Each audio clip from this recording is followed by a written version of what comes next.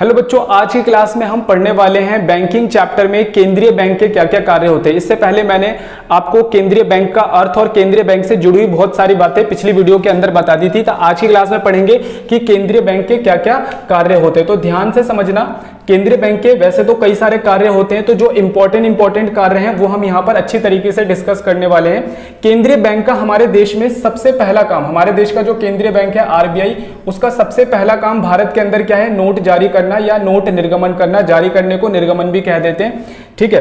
तो हमारे देश में जितने भी अभी नोट छापे जा रहे हैं, चाहे वो 2000 का हो, 500 का हो या फिर 200 का नोट हो, सब आरबीआई के द्वारा जारी किया जाता है। भारत के अंदर जितने भी सिक्के जारी किए जाते हैं वो आरबीआई जारी नहीं करती, वो भारत सरकार का वित्त मंत्रालय जारी करता है। तो नोट जारी करने का अधिकार सरकार ने सिर्फ आरबीआई को दिया हुआ है। तो यहाँ पे ध्यान से समझना है, इसमें क्या क्या बातें हमने याद रखनी है।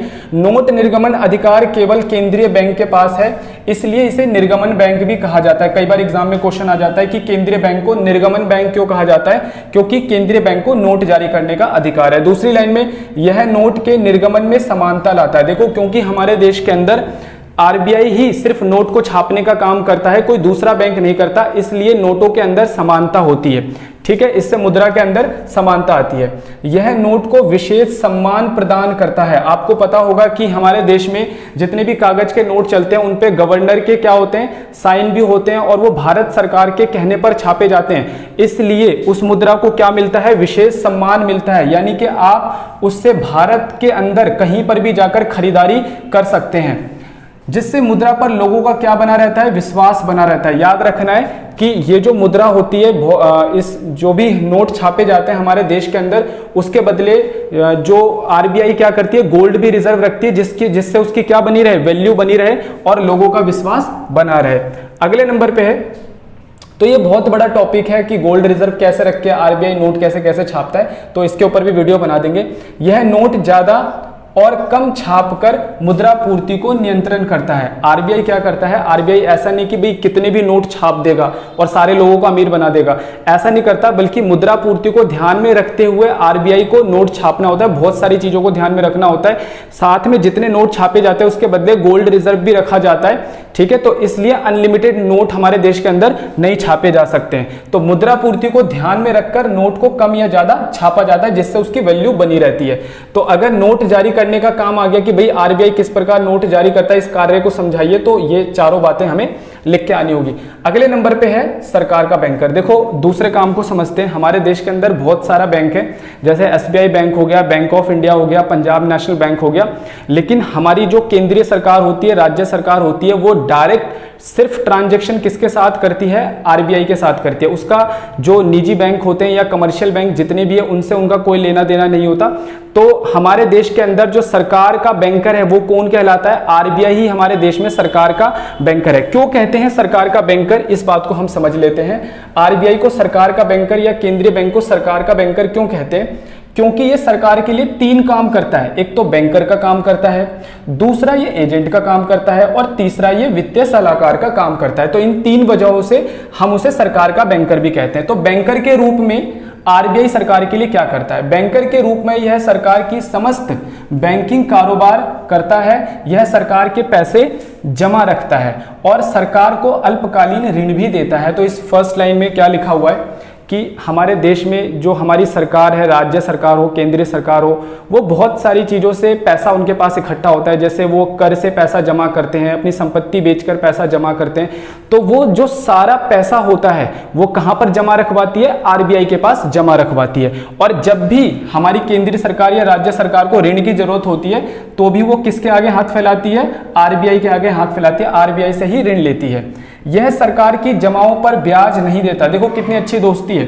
और सरकार भी ऋण के बदले ब्याज का भुगतान नहीं करती। तो ये वाली लाइन भी समझ लेते हैं। सरकार जितना भी पैसा आरबीआई के पास रखवाती है तो आरबीआई से बोलती है भाई इंटरेस्ट देने की जरूरत नहीं है, ब्याज देने की जरूरत नहीं है। इसी तरीके से जब सरकार ऋण लेती है किससे? आरबीआई से, तो वो आरबीआई को कोई ब्याज का भुगतान भी नहीं करती, यानी दोनों आपस में दोस्त बनकर काम करते हैं।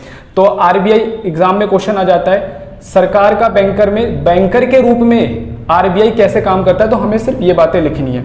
अच्छा, एजेंट के रूप में, यानी जो आरबीआई होता है वो सरकार का एजेंट भी होता है। कैसे, देखते समझते हैं। आरबीआई सरकार के लिए प्रतिभूतियों जैसे कि शेयर हो गया, यानी अंश, डिबेंचर, ऋण पत्र वगैरह, राजकोषीय पत्रों आदि का क्रय विक्रय करता है। यानी कि सरकार की अपनी बहुत सारी गवर्नमेंट की कंपनियां होती है, उन कंपनियों को शेयर को बेचने के लिए भी सरकार किसकी हेल्प लेती है, आरबीआई की हेल्प लेती है। आरबीआई ही सरकार की प्रतिभूतियों को खरीदना बेचना, राजकोषीय पत्रों को खरीदने बेचने का काम करता है। तो एक नंबर का क्वेश्चन आता है कि बताइए आरबीआई सरकार के एजेंट के रूप में कैसे काम करता है, तो हमें सिर्फ ये वाली बात लिखनी है, एक नंबर का क्वेश्चन आ जाता है। अब बच्चे उठा के सारा लिख देते हैं, ऐसा नहीं करना हमें।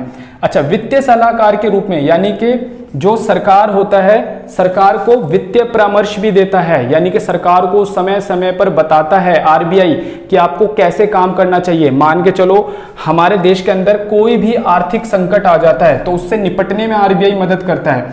वो कौन कौन से आर्थिक संकट हो सकता है, जैसे कि हमारे देश के अंदर वित्त घाटा हो गया, यानी कि देश अगर घाटे में चला गया, देश के अंदर लॉस हो गया, तो हमें बताएगा। बजट भी लॉस में हमारा जाता है, बजट घाटे में जाता है, तो हमारा आरबीआई सरकार को बताता है कि इस घाटे को आप कैसे पूरा कर सकते हैं। अगले नंबर पे मुद्रा का अवमूल्यन, जब हमारे देश की मुद्रा की वैल्यू बड़ी तेजी से घटने लगती है तो आरबीआई फिर सरकार को सलाह देता है कि हमें कैसे काम करना चाहिए।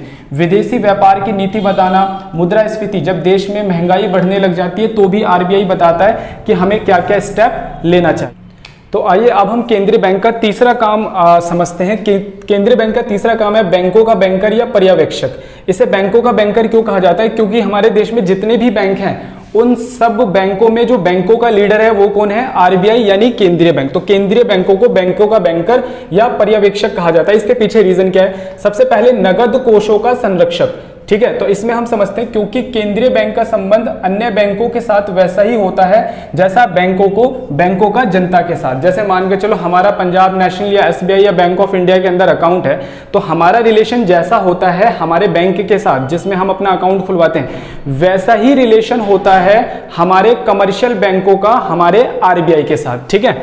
तो अब समझ लेते हैं इसके अंदर। तो वही बात कह रहा है कि केंद्रीय बैंकों का संबंध हमारे अन्य बैंकों के साथ वैसे ही होता है जैसा जनता का हमारे व्यापारिक बैंकों के साथ होता है। दूसरे नंबर पे, व्यापारिक बैंक को कुल जमा का एक निश्चित प्रतिशत केंद्रीय बैंकों के पास जमा भी रखना पड़ता है। ये दूसरी बड़ी इंपॉर्टेंट बात है बच्चों, इसको हम ध्यान से समझते हैं।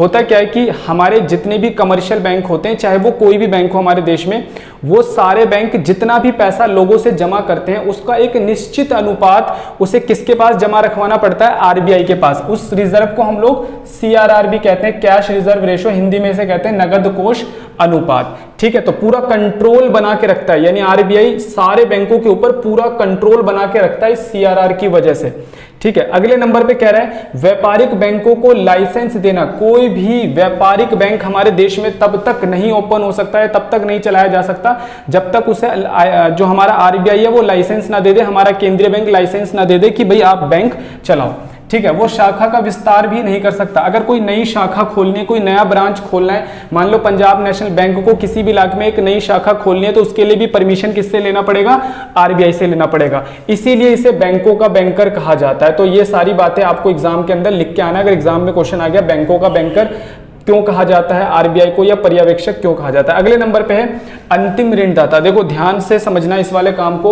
जब हमारे बैंकों को कभी भी ऋण की जरूरत होती है और या उनके पास किसी भी वजह से पैसे कम पड़ जाते हैं, कई बार ऐसा भी हो जाता है कि भाई बैंकों में अचानक बहुत सारे लोग पैसे निकलवाने आ जाते हैं। जैसे अभी कुछ टाइम पहले हमने देखा था कि एक महाराष्ट्र का बैंक डूबने वाला था, तो उसमें लोगों ने जाकर बाहर भीड़ लगा ली, लोग अपने सारे पैसे निकलवाने के लिए आ गए। तो ऐसी स्थिति में ये बैंक के लिए सबसे बुरी स्थिति होती है। इस स्थिति में क्या होता है कि जो बैंक के पास जमा राशि होती है वो बड़ी तेजी से खत्म हो जाता है और फिर उसे लोगों का ट्रस्ट जीतने के लिए क्या करना पड़ता है, उसे लोन की जरूरत होती है, पैसों की जरूरत होती है ताकि वो लोगों को पैसा वापस कर सके। ऐसी बुरी स्थिति में उनके लिए मदद कौन करता है, जब हमारे व्यापारिक बैंकों की मदद कोई भी नहीं कर पाता, ऐसी बुरी स्थिति में भी हमारा आरबीआई, हमारा केंद्रीय बैंक ही उन बैंकों की मदद करता है, इसलिए इसे अंतिम ऋणदाता भी कहा जाता है। देखो, जब किसी व्यापारिक बैंक की वित्तीय संकट के दौरान, वित्तीय संकट कुछ भी हो सकता है, यानी कि उनको जब पैसों की कमी होती है, ठीक है, वित्तीय संकट के दौरान कहीं से भी ऋण प्राप्त नहीं होता, कहीं से भी ऋण प्राप्त नहीं हो पाता तो केंद्रीय बैंक अंतिम सहारे के रूप में ऋण की मांग कर सकता है। तब वो क्या कर सकता है, कोई भी व्यापारिक बैंक क्या कर सकता है, आरबीआई के सामने हाथ फैला सकता है कि भाई हमें ऋण की जरूरत है, इसलिए अंतिम ऋणदाता भी कहा जाता है। तो 4 काम आपको समझ में आ गया होगा। 5वां काम मैं आपको समझाने जा रहा हूं, इंपॉर्टेंट काम है, समाशोधन का गृह कार्य भी करता है। देखो हमारे जितने भी बैंक होते हैं, जितने भी हमारे व्यापारिक बैंक होते हैं, उन सबको अपना खाता खुलवाना पड़ता है किसके पास, आरबीआई के पास। यानी आरबीआई के पास सारे बैंकों का खाता है। मान के चलता हूं, एक एग्जांपल लेता हूं कि भाई हमारे पंजाब नेशनल को कुछ पेमेंट करनी है, पंजाब नेशनल बैंक को कुछ कर्जा देना है, किसको, एसबीआई बैंक को। तो आपको तो पता ही होगा कि जो हमारा आरबीआई उसके पास सारे बैंकों का अकाउंट है, तो पंजाब नेशनल बोलेगा कि सर आप ही मेरे पैसे पे कर दो, किसको, एसबीआई को। तो ये काम भी करता है, एसबीआई को डायरेक्ट पंजाब नेशनल ना देकर एसबीआई को डायरेक्ट पेमेंट आरबीआई दे सकता है। देखो इस कार्य को भी समझ लेते हैं हमें कैसे लिखना है। क्योंकि केंद्रीय बैंक के पास प्रत्येक सदस्य बैंक यानी जितने भी व्यावसायिक बैंक हैं उनका खाता होता है, ये बात समझ में आ गई होगी। इसलिए उन बैंकों को एक दूसरे के प्रति जितनी लेनदारियां होती हैं उनको हस्तांतरण विशिष्टियां देकर आसानी से निपटाया जा सकता है। यानी कि आरबीआई क्या करता है, आपस में उन्हें जितने पैसे लेने हैं वो खुद पे कर देता है और उनके अकाउंट से फिर वो पैसा काट लेता है। अगले नंबर पे विदेशी मुद्रा के कोषों का हस्तांतरण। आरबीआई के पास दुनिया की किसी भी मुद्रा का संरक्षण कोष आपको मिल जाएगा। आपको जिस देश की भी मुद्रा की जरूरत है, मार्केट में जो भी रेट चल रहा है उस मुद्रा का, आप रुपया देकर उस मुद्रा को खरीद सकते हो, सरकार को रीजन बता के कि हम ये मुद्रा क्यों खरीद रहे। जनरली लोग व्यापार करने के लिए, घूमने फिरने के लिए इस तरीके से चेंज करवाते रहते हैं। मुद्रा पूर्ति तथा साख का नियंत्रण 7वां कार्य है और अंतिम कार्य है, बहुत ही इंपॉर्टेंट है, बहुत ही नॉलेजेबल ये वाला जो है कार्य है। तो इसके ऊपर पूरी सेपरेट एक वीडियो बनाऊंगा और उसके अंदर पूरा आपको समझाऊंगा कि जो हमारा आरबीआई होता है वो हमारे देश के अंदर साख नियंत्रण या मुद्रा पूर्ति को किस तरीके से नियंत्रण करने का कार्य करता है। तो आज की क्लास में इतना ही। मैंने केंद्रीय बैंक के सारे कार्य आपको समझा दिए, सिर्फ आपका एक कार्य रहता है जो मैं आपको अगली वीडियो के अंदर समझाऊंगा।